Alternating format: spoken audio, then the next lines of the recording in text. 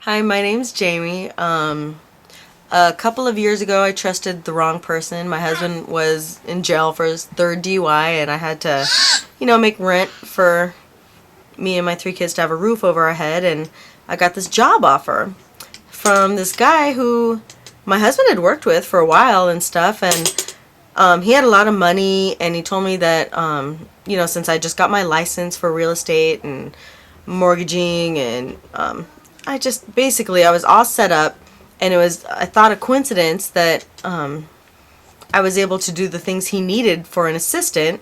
And he was like, wow, that's exactly what I need, and you can make up to like $22 an hour if you work with me. Come with me on this business trip.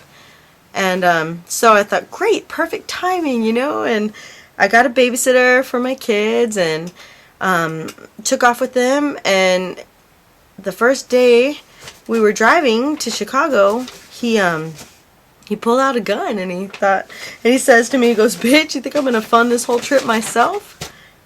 And that's when I realized that he wasn't really interested in me as an assistant, but more as like a piece of meat that he could sell on the street.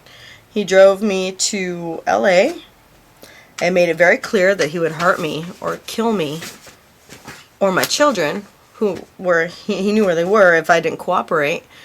And so I did what he told me. I did what he told me. 3 days, basically with the gun pointed at my back or at my head while I tried to do the things that he told me to do.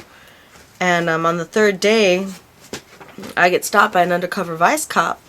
And I ask him, "Are you a cop?"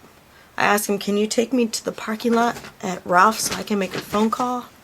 And instead of helping me, he says, "Hey, you want to go to my house? You want to go to my pad?" And I'm like, "No, I don't, dude. I need help. I got to make a phone call." It was like 1 in the morning, and he wrote this crooked ass report about how I was soliciting him, and I had to fight to keep out of jail, and it was just hell. And they never even tried to catch this dude. Like, I told them what kind of car he was driving, what his name was, what his birthday was. He robbed me. I had all my stuff in his car. I thought I was going on a business trip. It just turned out really badly. So you got to be really careful who you trust. My husband had warned me about him, but I just thought he was jealous and like didn't want me to, go with his friend because he was so insecure. He always thought I was going to cheat on him or something. But no, apparently my husband knew what kind of man he was, and I should have listened to him. But that's what happens.